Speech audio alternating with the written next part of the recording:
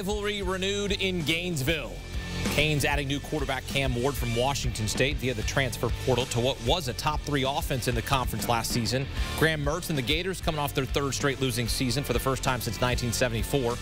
Would love to have Tim Tebow in the lineup wearing 1-5. He said it's okay. You can wear 1-5. Miami's opening drive, Cam Ward back foot to 9th-year tight end Cam McCormick. Cam to Cam. I see you. Canes off to a good start, up 7-0. 3 minutes to go in the second. Hand off to Montrell Johnson Jr. Down the sideline, 71-yard touchdown scamper. Florida down 17-10. His 28th career rushing touchdown, most among active SEC players. Under a minute to go in the first half. Ward fires one between the safeties to Xavier Restrepo. 24-yard scoring strike. Canes go to the half of 24-10. Ward in the first half, 16-20, 173, 2 touchdowns and a pick. Mid-third, Ward, this is special. Spins out of a tackle, back of the end zone to Jacoby George. Oh, baby, what a play. 23-yard touchdown. Chomp, chomp in Gainesville. Ward 26 of 35, 385 passing yards, 3 touchdowns, most yards in a Miami debut by any player since 1980. Final 40 seconds of the third, Graham Mertz picked off, intercepted by Michelle Powell, headed the other way, finally brought down after a 67-yard return. And unfortunately, on the delivery, Mertz was hit hard in the pocket, left the game, did not return, and Miami routs their rival 41-17. Their largest win against Florida Gators since 2002. Florida's most points allowed, 41 in a home opener, and the seat gets hotter for Billy Napier as Miami wins it 41-17. Cam Ward, have a debut, kid.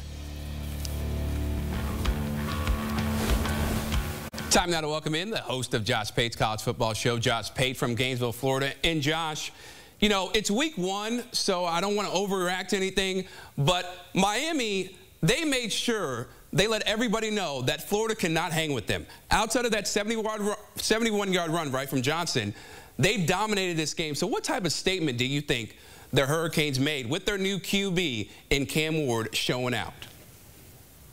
I'm like you, I'm always careful. I'm just going to put the box score in my pocket. There's really no story it tells that you didn't just tell with the highlight. I'm always careful in week 1. I always say the wise man just observes week 1. The foolish man draws conclusions. So maybe we shouldn't totally conclude, you know, Miami's back, Miami's the favorite this, Miami's the favorite that. I think we can conclude some things about Florida, but we talk winners first on this show.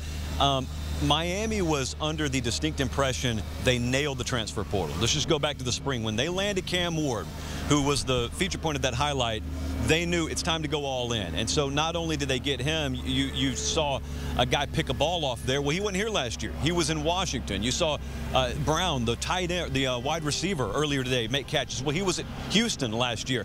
And they've got players already on this roster, but it's just a freshman and sophomore class baked in. And they shine today, but this transfer portal class, it's such a feast or famine proposition. But if it's feast for you, if you nail it like they did, that you can take quantum leaps. And then also, I'm standing on the field, and that's totally empty in this stadium now, but man, late 3rd quarter, early 4th quarter, they had already sort of drained this place. And it's one thing to go on the road and win, and Miami hadn't had nearly enough of these type games in the past couple of decades. But to do it in such a resounding fashion against an in-state rival where you'll certainly have major recruiting ripple effects emanate from this game, and to do it emphatically in an SEC team's building when the rest of the ACC's been sucking air, quite honestly, over this week 1, week 0 time frame.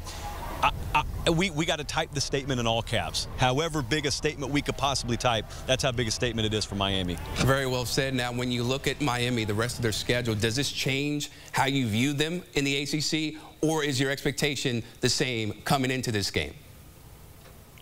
No, I thought they were the favorite to win the ACC. I think a lot of people, had they looked at Miami and put Georgia uniforms on them or put Alabama uniforms on them, no one would have had any doubt, because this team looks like an SEC team physically. It's just that people have this fair and valid baked-in doubt in their subconscious. They remember the Georgia Tech meltdown last year. They remember years past when we saw false headlines of Miami's back because they did this, and it was just a spark, but it wasn't a fire.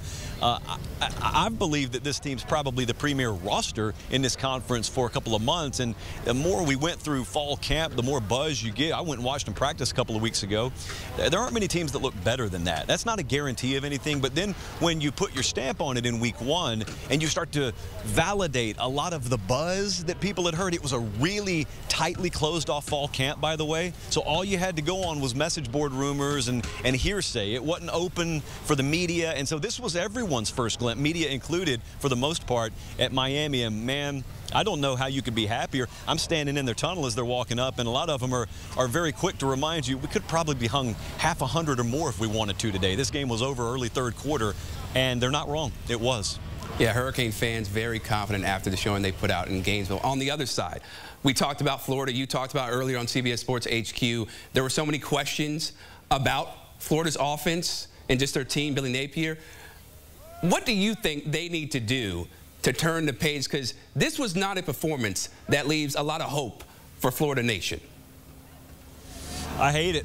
I hate it. We were here this spring.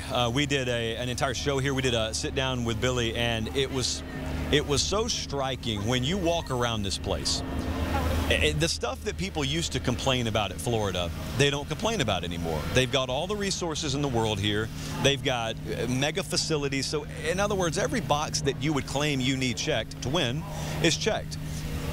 And you know, when you hear the vision pitched to you, when you see it laid out in front of you, it makes total sense. There's just a disconnect somewhere.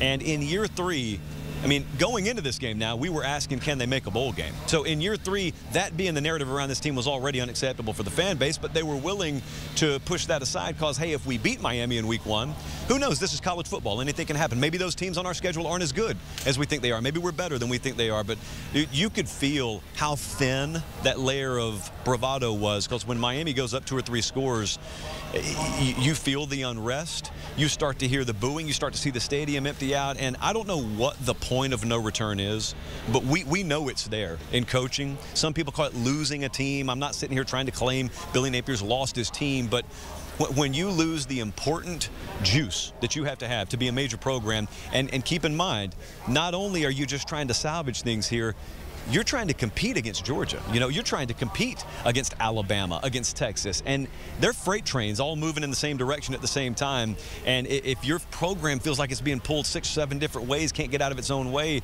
at some point, and that point will be tonight, by the way, uncomfortable conversations will start to be had. I hate it.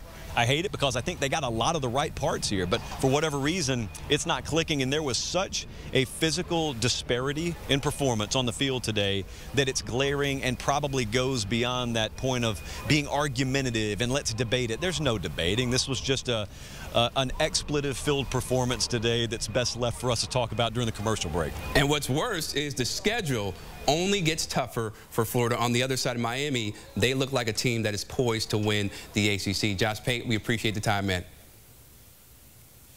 And make sure to check out Josh Pate's College Football Show Tuesday, Thursday, and Sunday at 8 p.m. Eastern, live on YouTube. Also, check him out on Twitter and Instagram at Josh Pate CFB. The Josh Pate's College Football Show Tuesday, Thursday, and Sunday.